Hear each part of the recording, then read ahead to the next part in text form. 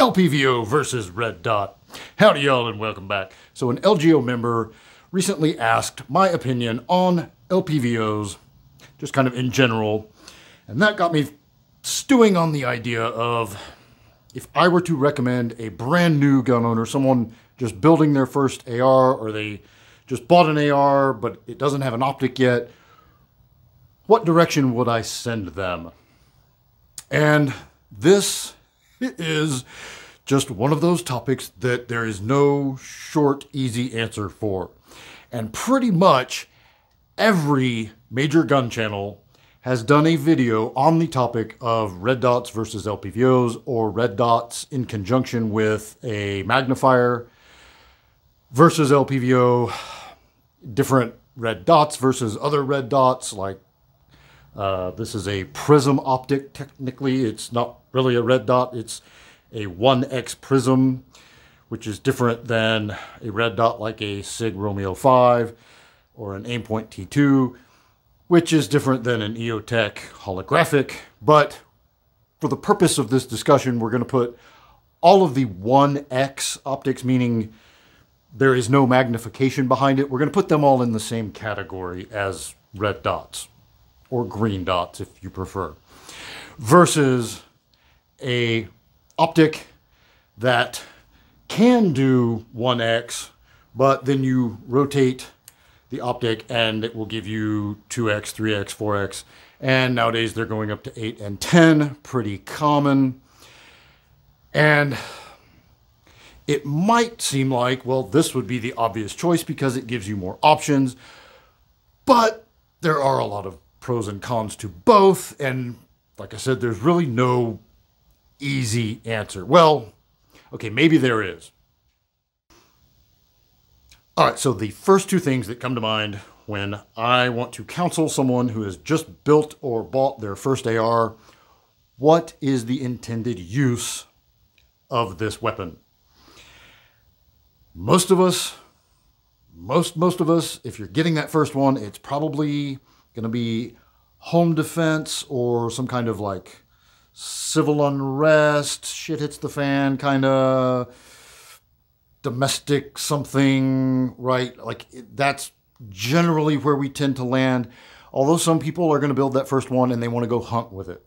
Or it might be for home defense, but you live on several acres or out in the sticks somewhere or out in the mountains somewhere. So you're going to want to think right away about what distance do you need to be able to engage a potential threat from. So generally, most of us live in the suburbs or in the city, and I think a 1X optic is going to be the simple solution.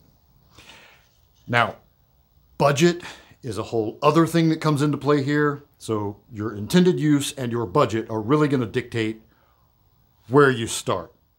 But I think everybody can probably safely start with a very simple 1X optic, a red or green dot, something like a SIG Romeo 5, a Primary Arms MD20, the Vortex Strike Fire, or the Holosun. I forget the nomenclature, but just the cheap Holosun red dot. I think any of those, and pretty much I would only recommend those four as being just a really good jumping off point, something in the $100 to $200 range that if you end up not really using your AR very much, you find out, you've built the whole thing and you're like, yeah, it's really not for me or whatever, or you want to have it, but you're not going to really go out and shoot it very often. You just like having it. One of those optics is probably going to do you just fine. The exception, and I am one of those exceptions, is if you have crazy astigmatism like I do, then I'm a big fan of this optic, the Primary Arms SLX 1X, also known as the Cyclops. This is the Gen 2 model. The Gen 1 is also great if you find one for a great deal out there. Or the Vortex Spitfire. Both are great 1X prism optics, and that just has to do with the way the light refracts inside. These have etched reticles, meaning even if the optic is turned off, there's a permanently burned in black reticle in there that you're going to be able to see, and it will not mess with your astigmatism.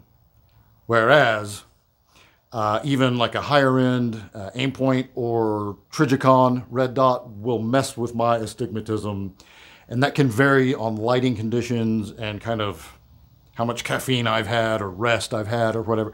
But generally, and especially in low light conditions, they get very bad for me. Like to the point that I'm not exactly sure what I'm supposed to be using as the point of reference to aim with. Like they're that bad. So if you have astigmatism, a prism scope is a good way to go. But let's say you are out in the country somewhere and you know, or maybe you just want to hunt with your first AR, like you're building it with the whole intention of going out and hunting, then it's probably not a bad idea to just start with an LPVO. Something that gives you the option of having no magnification or 1x, but lets you crank the magnification up to 2, 3, 4, 6. Nowadays, 8 and 10x are pretty common. We'll get back to those here in a minute. But for the purpose of this discussion, I have a 1-6. I live in the piney woods of East Texas, suburbs of Houston.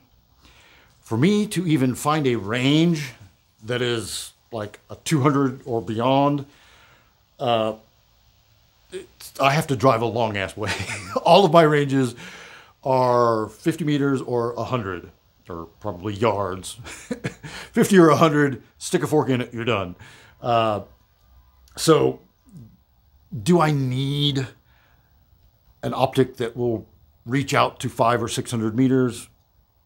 Probably not in my daily, like in the context of home and self-defense. Probably not really ever going to be necessary.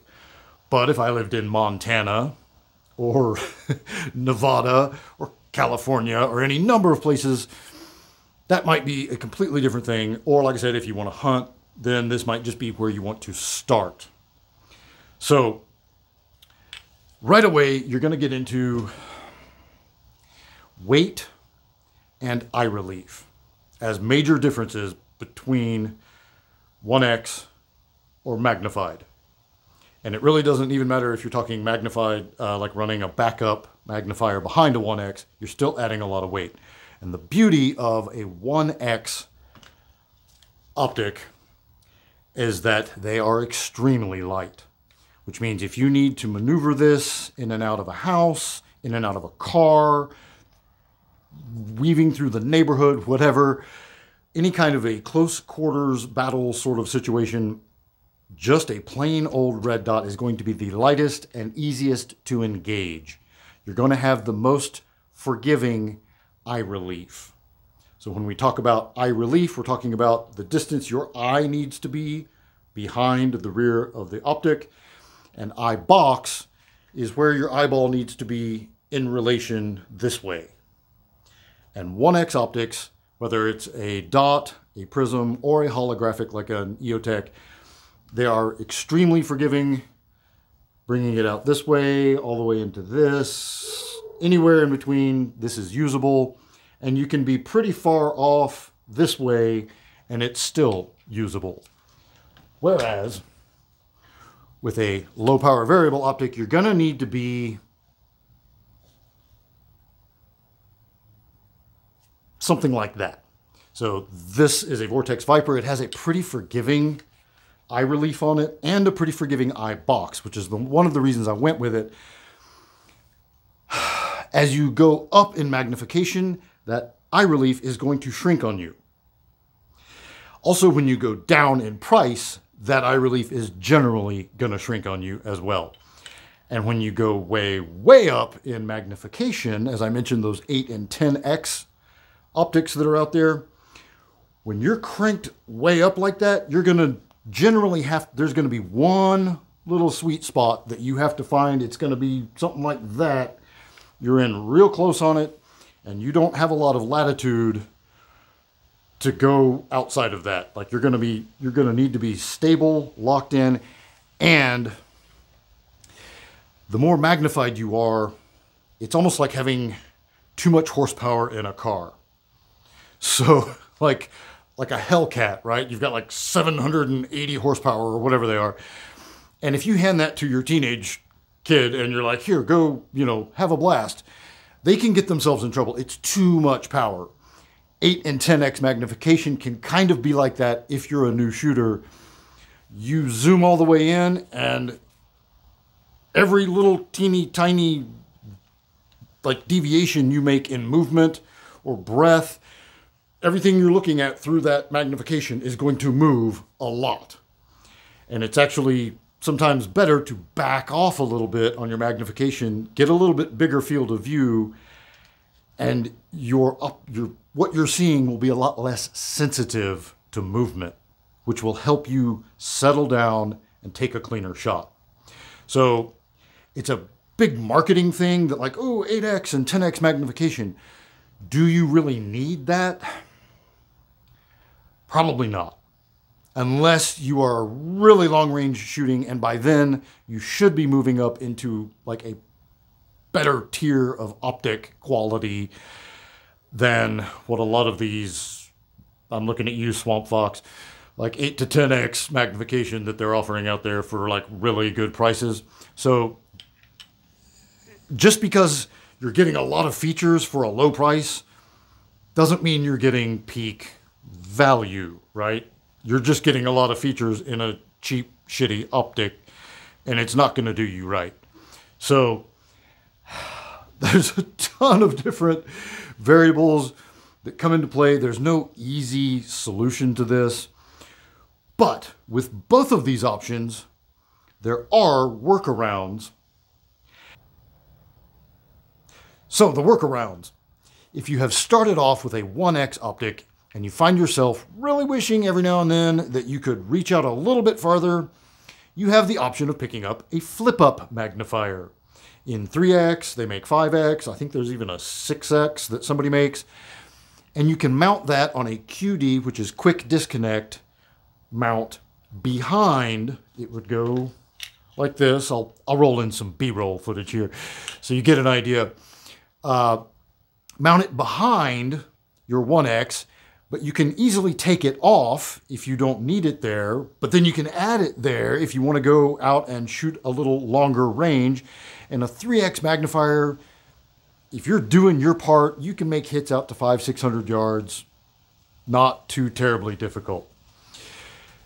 Much beyond that, okay, yeah, you're going to want to step up magnification, but a 3x magnifier is a great solution for reaching out a little farther without permanently attaching a ton of weight onto your build. Inversely, if you have started off with the low power variable optic and you decide, I really don't want to build a whole separate home defense gun. This is my hunting AR, but I would like to be able to use it up close. Well, first of all, you can just keep it at 1x and it will work.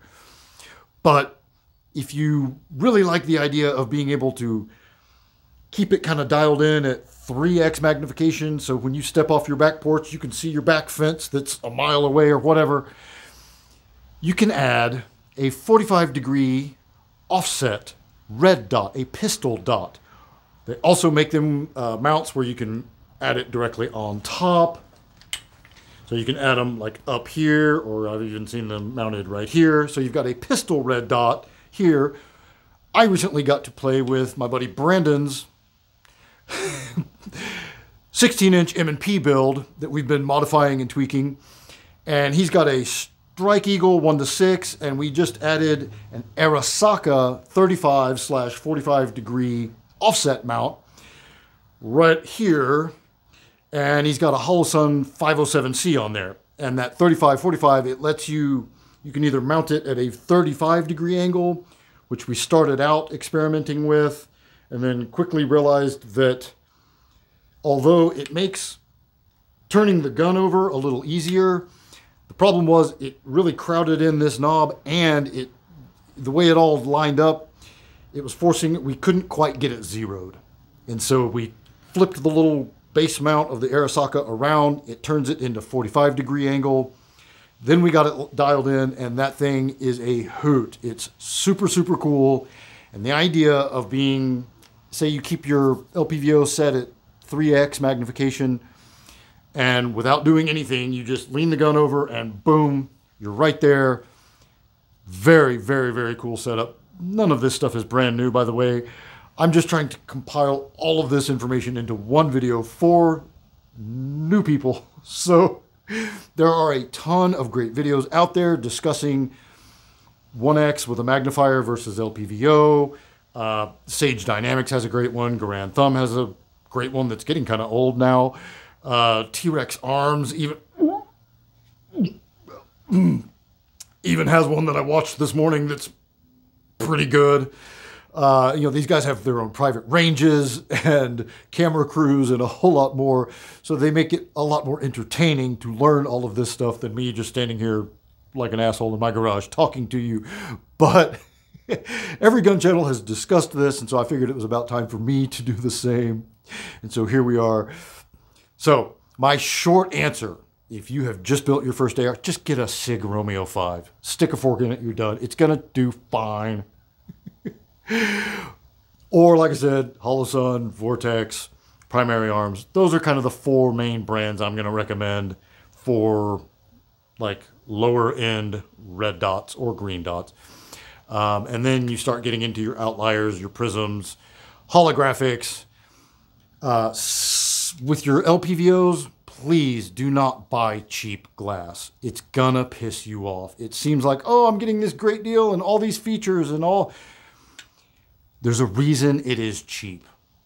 And for me, the Vortex Strike Eagle is like the starting point. So like a Strike Eagle in 1-6, that is a great place to start as your first AR build. Like, it's very affordable. Anything cheaper than that, it's going to piss you off. And you're just immediately going to be wishing, man, I should have spent that extra 100 or 150 bucks and gotten something a little nicer. And again, if you're not on a budget, I'm going to say buy up. Go EOTech. Go Trijicon. Go, like, get the most glass that you can afford. Get a Night Force. It doesn't matter that you're brand new. Just if you've got the money, go crazy and get the best, because optic clarity and optic quality do matter. They really do matter. A lot of us poors out there are going to get on the internet and tell you that they're, XYZ Amazon brand 1-6. It's just as good, and it's not. They just don't know any better because they've never gotten behind nicer glass. So that's a whole lot. If you've stuck with me this far, thank you so much. And thank you to all of my Patreon supporters and everyone who kicks in on Buy Me a Coffee drawings. Y'all are keeping this going. I cannot do it without you. So thank you very much. If you'd like to get on board, there's a link in the description to this video. Get on down there, sign up, support the cause so that I can make more interesting videos. That's all I got. Until next time, be easy, y'all.